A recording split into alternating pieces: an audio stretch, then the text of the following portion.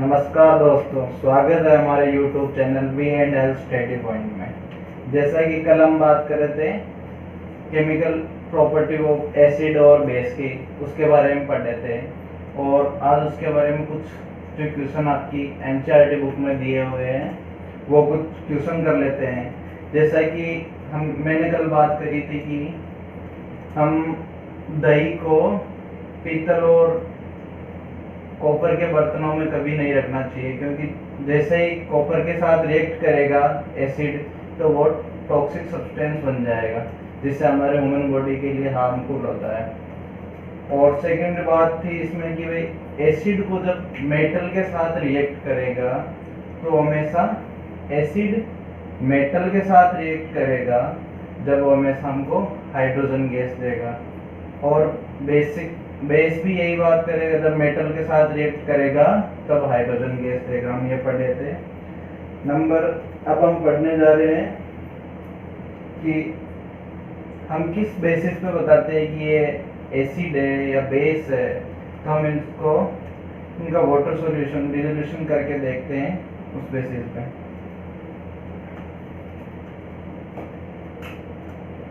जैसे कि एक प्रैक्टिकल, ये अपने पास एक बीकर लेते हैं,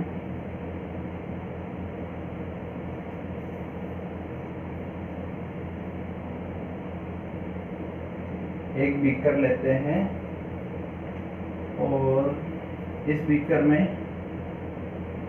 डाइल्यूट HCl डाल देते हैं और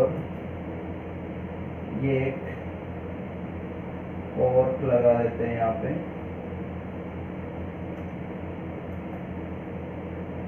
ये दो नेल लगा देते हैं। यहाँ एक सर्किट तैयार कर रहा हूँ मैं। यहाँ एक बैटरी लगी हुई है।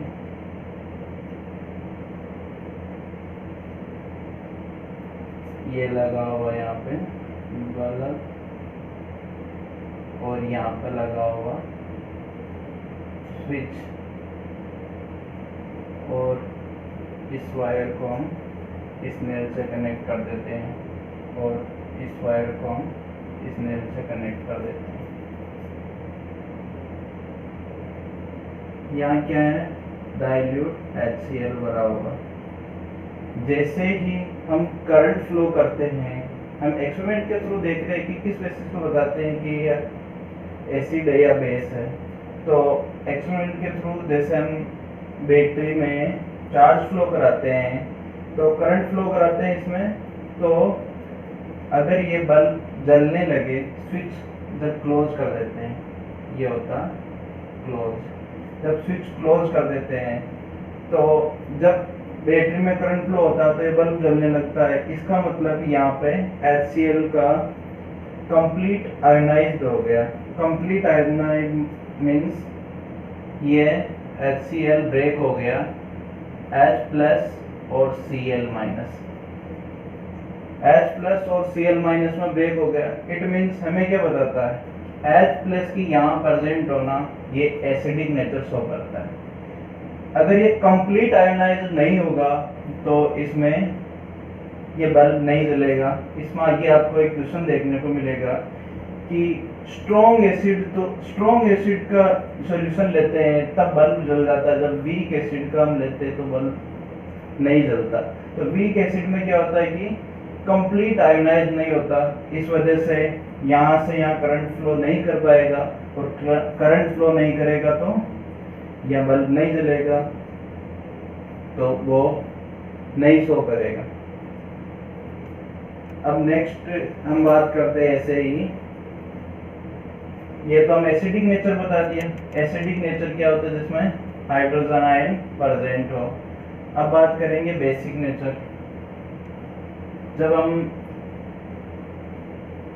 किसी केमिकल कंपाउंड का डाइल्यूशन करते हैं तो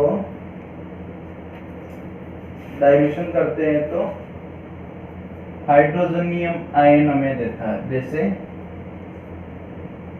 NaOH इसका डाइल्यूट करेंगे तो ये बनेगा अपने Na प्लस और OH माइनस आयन। इसका प्रेजेंट होना हमें बताता है कि यह बेसिक नेचर शो कर रहा है। हाइड्रोजनियम आयन का ये बेसिक नेचर शो करता है। लॉट ऑफ एग्जांपल है, जैसे पोटेशियम हाइड्रोक्साइड, इसका solution Na plus OH minus, ये बेसिक नेचर शो कर रहा है। मिल्क ऑफ मैग्नीशियम MgOH का होल ट्वाइस, मैग्नीशियम हाइड्रोक्साइड कहते हैं इसे, तो वैसे मिल्क ऑफ मैग्नीशियम, ये टूटेगा, ब्रेक होएगा Mg2 plus plus OH minus, Mg2 plus, और इसमें ये ब्रेक हो जाएगा। इसकी प्रेजेंट, ये इसका यहाँ प्रेजेंट होना हमें बेसिक नेचर शो करता है। ये हाइड्रोजनियम आयन का प्रेजेंट हमें बेसिक नेचर शो करता है। एक बात मैं नोट करके लिखवाता हूँ, एक स्टेटमेंट है, फिर उसका मैं आपको एक्सप्लेनेशन करता हूँ उसकी।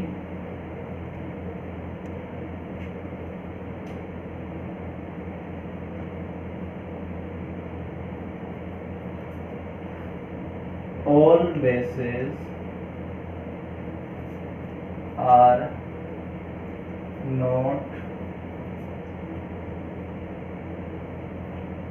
dissolved in water, but an alkali dissolve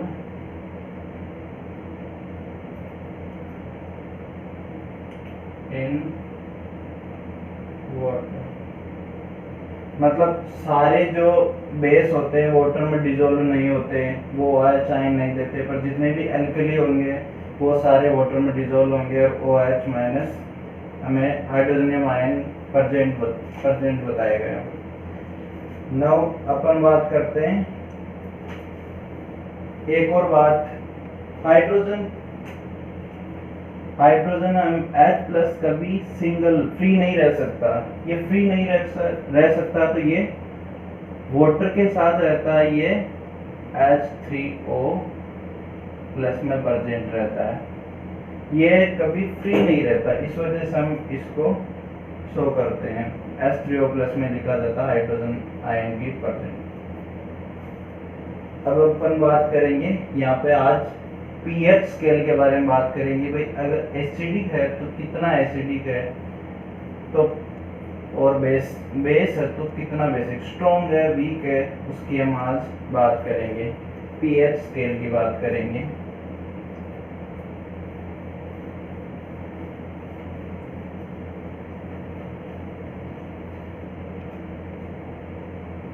pH scale, pH scale सबसे पहले तो मैं बता दूं, पीएच ये एक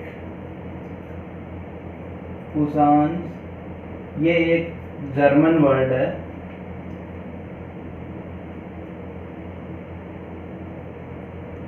इसका मतलब होता है पावर, मीन्स। तो पीएच की यहाँ पीएच बताता मैं power of concentration hydrogen ion, power of concentration of hydrogen ion. तो इसको पीएच स्केल मेजर करता है। मैं नेक्स्ट इसको लाता है, it is major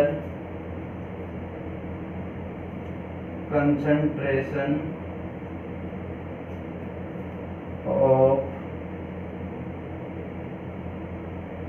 hydrogen ions,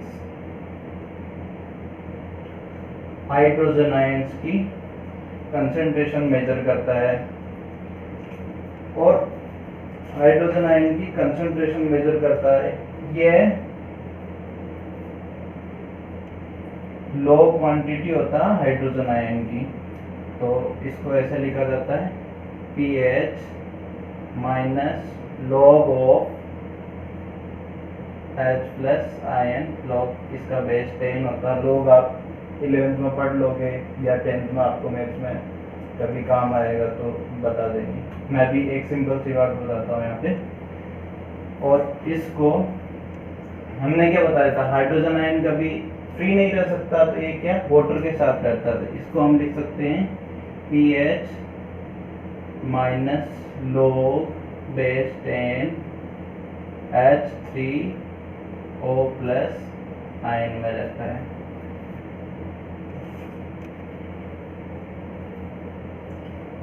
अब pH स्केल हम आपको एक एग्जांपल ले लेते हैं,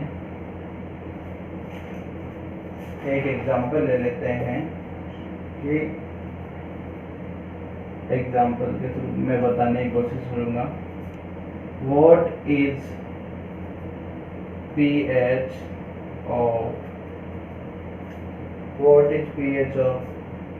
the solution which concentration of H+Ion is 1 × 10⁷ मोल पर लीटर।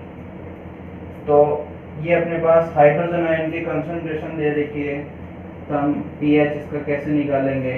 pH = log बेस 10, ये क्या है इसकी कंसंट्रेशन अपने को दे रखी है 1 × 10⁻⁷।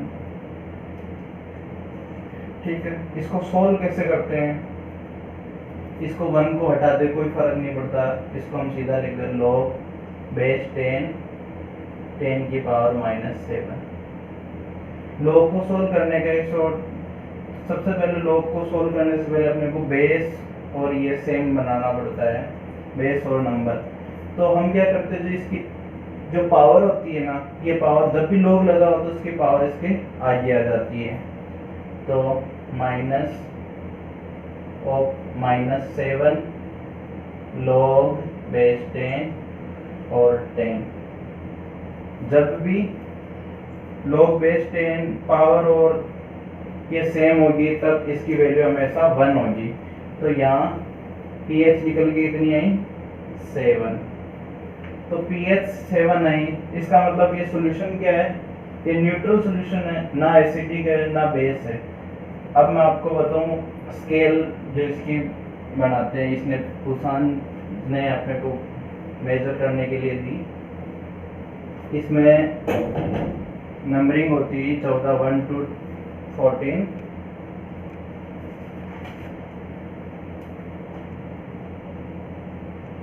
ये pH स्केल का एक छोटा सा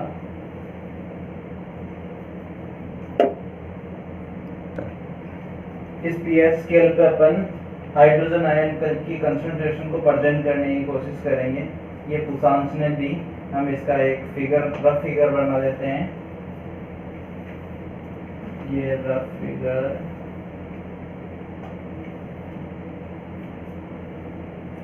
यहाँ 0, ये मिडिल में न्यूट्रल, यहाँ 40, ये न्यूट्रल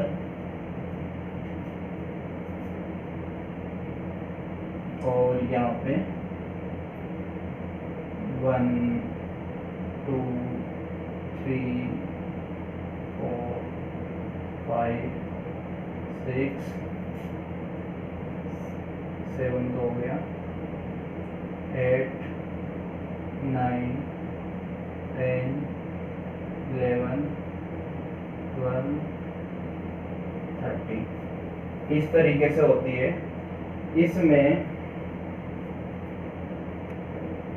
हाइड्रोजन आयन की कंसंट्रेशन इंक्रीज इस साइड, 0 की साइड हाइड्रोजन आयन की कंसंट्रेशन अधिक होगी, ज़्यादा होगी,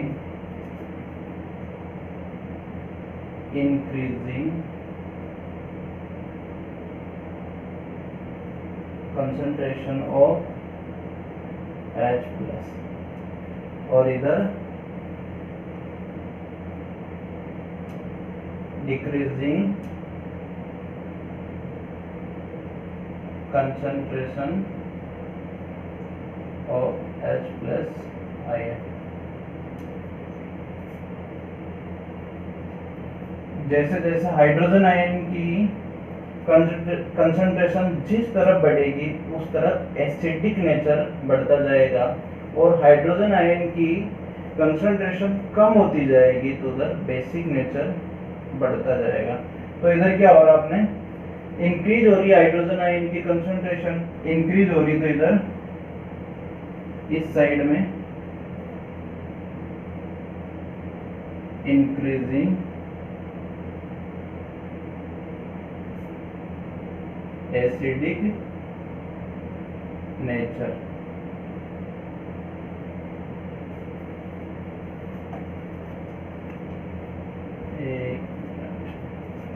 इंक्रीजिंग एसिडिक नेचर।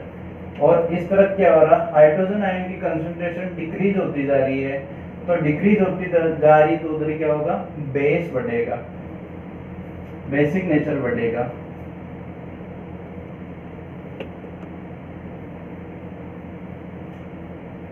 इसको मैं ऐसे सिंबल यूज कर लेता हूँ, इंक्रीजिंग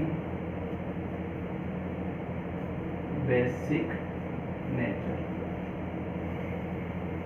इंक्रीजिंग बेसिक नेचर। एक बार मैं कंप्लीट ऑफिस बता देता हूँ कि भाई पीएच स्केल हाइड्रोजन आयन की कंसंट्रेशन को मेजर करती है और उसके बेसिस पे बताती है कि ये how much acidic, how much basic, कितना स्ट्रॉन्ग है, कितना वीक है। उस हिसाब से जितना मतलब हाइड्रोजन आयन की कंसंट्रेशन ज़्यादा होगी उतना ही एसिडिक नेचर शो करेगा, जैसे जैसे कम होती जाएगी वैसे वैसे ये बेस की तरफ टर्न होता चला जाएगा, और जैसे जैसे हाइड्रोजन आयन की डिक्रीज होती जाएगी बिल्कुल कम, तो यहाँ हमें बेसिक नेचर मिलेगा। हम जैसे जैसे इधर आएंगे हाइड्रोजन आयन जैसे जैसे बढ़ेंगे तो वापस अपने को एसिडिक नेचर बढ़ता हुआ मिलेगा, और एकदम मिड पे ये न्यूट्रल होता है, न्यूट्रल होता है। और एसिड और बेसिक जब भी रिएक्ट करते हैं तो हमें न्यूट्रल साल्ट मिलता है और वाटर मिलता है। हम कुछ इम्पोर्टेंट पीएच मैं आपको बता देता हूँ। सॉरी, इसको नहीं मिटाना चाहिए। हाँ, तो इधर अपना क्या है, एसिडिक नेचर स्ट्रॉन्ग होता है, इधर बेसिक नेचर स्ट्रॉन्ग होता है। तो मैं एक पीएच लेता हूँ, पीएच 1.2, ये गैस्ट्रिक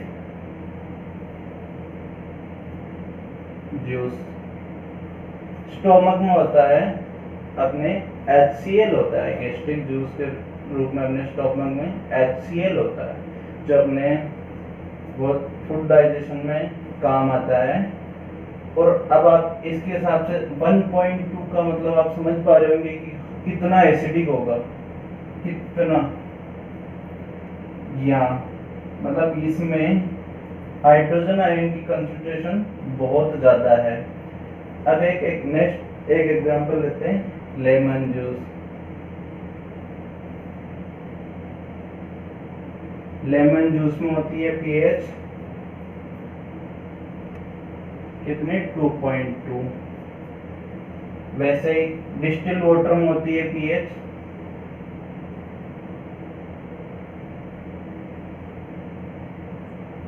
7।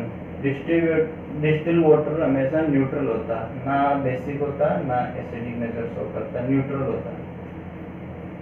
और ऐसे टाइप्स ऑफ एग्जांपल बहुत सारे हैं, जैसे ब्लड का पीएच होता है 7.4 होता है, मिल्क ऑफ मैग्नीशिया का होता है 10, सोडियम हाइड्रोक्साइड का होता है 14, ऐसे बहुत सारे होते हैं। एक लास्ट बात मैं बता रहा हूँ, जब भी स्ट्रॉन्ग एसिड कब होगा, पहली बात जब स्ट्रॉन्ग एसिड होगा उसमें हाइड्रोजन आयन की कंसंट्रेशन, जिसमें ज़्यादा हो कंसंट्रेशन ऑफ हाइड्रोजन ज़्यादा हो तो वो क्या होगा, स्ट्रॉन्ग एसिड, और जब बहुत कम हो तो वो क्या होगा, स्ट्रॉन्ग बेसिक। जब हम स्ट्रॉन्ग एसिड का वाटर सॉल्यूशन डाइल्यूट करते हैं वाटर के अंदर, तो आपको बूंद बूंद ड्रॉप वाइज ड्रॉप डालना चाहिए। अचानक अगर उसमें मिला दोगे तो वो जो टेस्ट ट्यूब रहेगी वही टूट जाएगी। इतना ज़्यादा उससे जो हीट निकलती है, वहाँ जो रिएक्शन होती है वो एक्सोथर्मिक रिएक्शन होती है उसमें। तो इस वजह से आपको ध्यान रखना चाहिए, कभी भी स्ट्रॉन्ग एसिड को वाटर के साथ बहुत जल्दी नहीं मिला देना चाहिए। जब आप लैब में एक्सपेरिमेंट करोगे 11th में, तो उस टाइम आपको बताया जाएगा प्रिकॉशन। और लास्ट एक आज का dilution.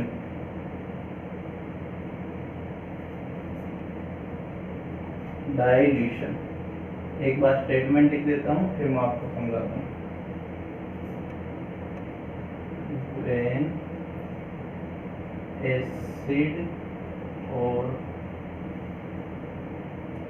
when acid or base with water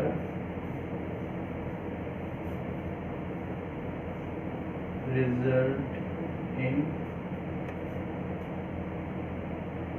decreasing concentration of decreasing in the concentration of hydronium H3 और H+ आयन। मतलब जब अपन एसिड और बेस को, जब भी स्ट्रॉन्ग एसिड बेस को हम वाटर में मिलाते हैं, तो उनकी H+ जो पोटेंशियल ऑफ हाइड्रोजन आयन, उसकी कंसंट्रेशन डिक्रीज होती जाएगी। इसीलिए वो जब रिएक्ट करते हैं तो अचानक उसमें एक्सोथर्मिक रिएक्शन होती है और हीट, बहुत ज़्यादा हीट जनरेट करता है, वो टूट जाती है। इसीलिए बोला जाता है कि उसमें ड्रॉप वाइज ड्रॉप मिलाना चाहिए। धन्यवाद दोस्तों, आपका V&L स्टडी पॉइंट चैनल के साथ बने रहने के लिए। अगर आपको हमारा वीडियो पसंद आया तो इसे लाइक, कमेंट और शेयर करें, और अगर आपने अभी तक हमारा चैनल सब्सक्राइब नहीं किया तो इसे सब्सक्राइब ज़रूर कर लें। धन्यवाद दोस्तों।